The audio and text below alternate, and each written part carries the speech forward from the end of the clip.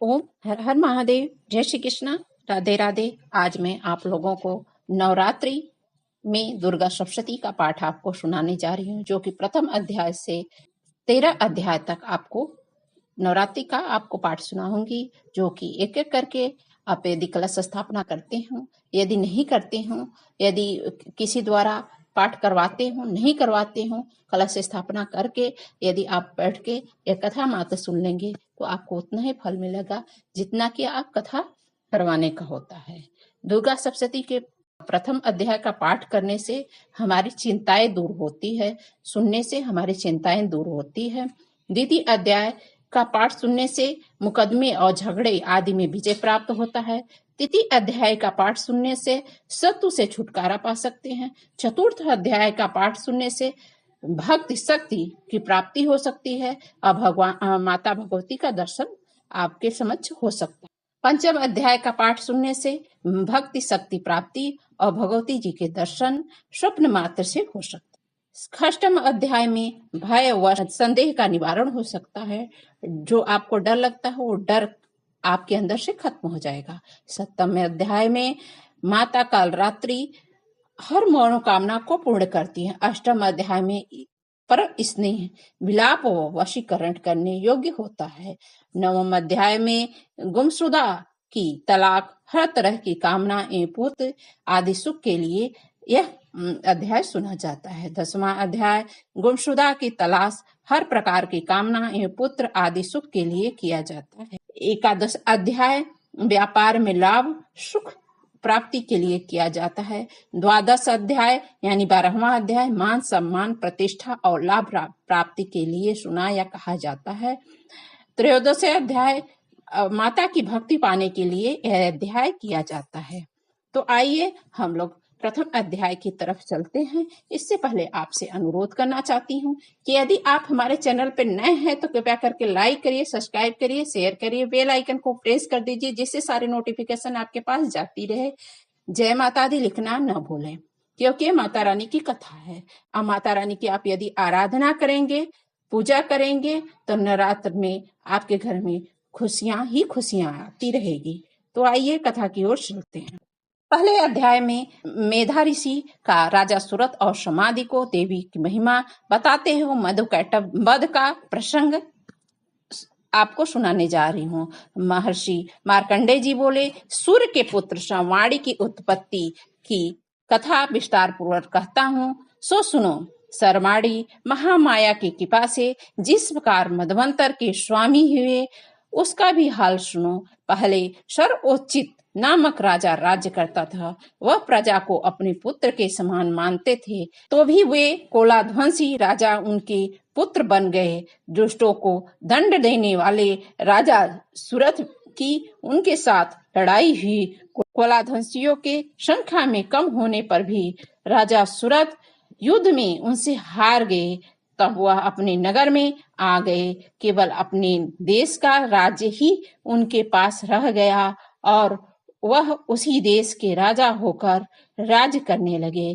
किंतु उनके शत्रु ने उन पर वहां आक्रमण किया। राजा को बलहीन देख करके उसके दुष्ट मंत्रियों ने राजा की सेना और खजाना अपने अधिकार में कर लिया। राजा सुरत अपने राज्य अधिकारियों को हार कर शिकार खेलने के बहाने घोड़े पर सवार होकर वहां से भयंकर वन की ओर चल पड़े।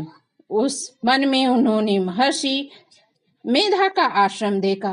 वहां मेधा महर्षि अपने शिष्यों तथा मुनियों से सुशोभित बैठे हुए थे और वहां कितने ही हिंसक जीव परम शांति भाव से रहते थे। राजा सुरत ने महर्षि मेधा को प्रणाम किया और महर्षि ने भी उनका उचित सत्कार किया। राजा सुरत महर्षि के आश्रम में कुछ समय तक ठहरे। अपने नगर की ममता के आकर्षण से राजा अपने मन में सोचने लगे, पूर्व काल में पूर्वजों ने जिस नगर का पालन किया था वह आज मेरे हाथ से निकल गया है। मेरे दुष्ट एवं दुरात्मा मंत्री मेरे नगर की अब धर्म में रक्षा कर रहे होंगे या नहीं। मेरे प्रधान हाथी, जो कि सदा मद की वर्षा करने वाला और सूरवीर था, मेरी बैरियों की बस में होकर न जाने क्या दुख भोग रहा होगा। मेरे आज्ञाकारी नौकर, जो मेरी कृपा से धन और भोजन पाने से सदैव सुखी रहते थे, वह मेरे पीछे पीछे चलते थे, वह निश्चय ही दुष्ट राजाओं का अनुसरण करते होंगे और मेरे दुष्ट दुराचारी मंत्रियों द्वारा व्यर्थ ही धन को व्यय करने से वंचित किया हुआ मेरा खजाना एक दिन अवश्य खाली हो जाएगा। इस प्रकार की बहुत सी बातें सोचता हुआ राजा निरंतर दुखी रहने लगा। एक दिन राजा सुरथ ने महर्षि मेधा के आश्रम के निकट पर वैश्य को देखा। राजा ने उनसे पूछा, भाई तुम कौन हो? यहाँ तुम्हारे आने का कारण क्या है और तुम मुझे शोकग्रस्त अनजाने में दिखाई देते हो, इसका कारण क्या है? राजा के यह वचन सुन करके वैश्य महाराज सुरथ को प्रणाम करके कहा। वैश्य बोला, राजन, मेरा नाम समाधि है। मैं धनियों के कुल में उत्पन्न एक वैश्य हूँ। मेरे दुष्ट स्त्री पुत्रादियों ने लोभ में मेरा धन छीन लिया है और मुझे घर से निकाल दिया है। मैं इस तरह से दुखी होकर इस वन में चला आया हूँ और वहाँ रहता हूँ। इस बात को कोई भी नहीं जानता। अब घर से इस समय सब कुछ कुशल है या नहीं। यहाँ पर मैं अपने परिवार का आचरण संबंधी कोई समाचार भी नहीं पा सकता कि वह घर में इस प्रकार से कुशल पूर्वक है या नहीं। मैं अपने पुत्रों के संबंध में यह भी नहीं जानता कि वह सदाचारी है या दुराचारी में फंसा हुआ है।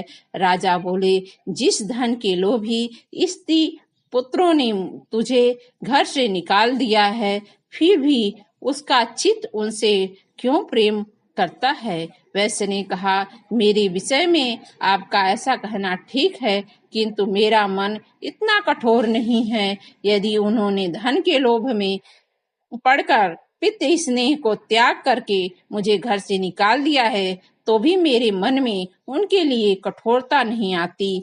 हे महामते, मेरा मन भी उनमें क्यों फंस रहा है? इस बात जानता हुआ भी जान रहा, मेरा चित्त उनके लिए दुखी है। मैं उनके लिए लंबी लंबी सांसें ले रहा हूँ।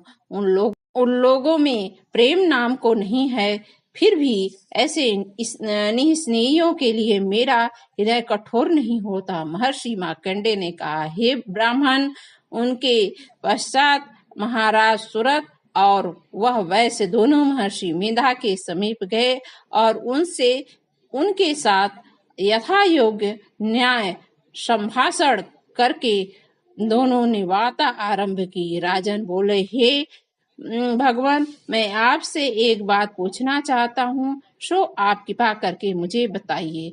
मेरा मन अधीन नहीं है, इसमें मैं कुछ दुखी हूँ। राज धनादि की चिंता अभी तक मुझे बनी हुई है। मेरी यह ममता अज्ञानियों की तरह बढ़ती जा रही है और यह समाधि नामक वैश्य भी अपने घर से अपमानित होकर आया है। उसके स्वजनों ने भी इसे त्याग दिया है। स्वजनों से त्याग हुआ भी वह उससे हार्दिक प्रेम रखता है। इस तरह हम दोनों ही दुखी हो गए हैं। हे महाभाग, उन लोगों के अवगुणों को देखकर भी हम दोनों के मन में उनके लिए ममता जनित आकर्षण उत्पन्न हो रहा है। हमारे ज्ञान रहते हुए भी ऐसा क्यों? अज्ञानी मनुष्यों की तरह हम दोनों के यह मूर्खता क्यों है? महर्षि मेधा ने कहा, विषय मार्ग का ज्ञान सब जंतुओं को है। सबों के लिए विषय पृथक पृथक होते हैं। कुछ प्राणी दिन में नहीं देखते, कुछ प्राणी रात को, परंतु कई जीव ऐसे हैं जो दिन तथा रात दोनों में देखते हैं। यह सत्य है कि मनुष्य में ज्ञान प्रधान है, किंतु केवल मनुष्य ही ज्ञानी नहीं होता, पशु पक्षी आदि भी ज्ञान रखते हैं। जैसे यह पशु पक्षी ज्ञानी है, वैसे ही मनुष्यों का ज्ञान है। और जो ज्ञान मनुष्यों में वैसे ही पशु पक्षियों में है तथा अन्य बातें भी दोनों में एक जैसी पाई गई है। ज्ञान होने पर भी पक्षियों की देखो कि अपने भूख से पीड़ित बच्चों को चोंच में वो कितने प्रेम से अन्न के दाने डालते हैं। हे राजन, ऐसा ही प्रेम मनुष्यों में अपनी संतान के प्रति पाया जाता है।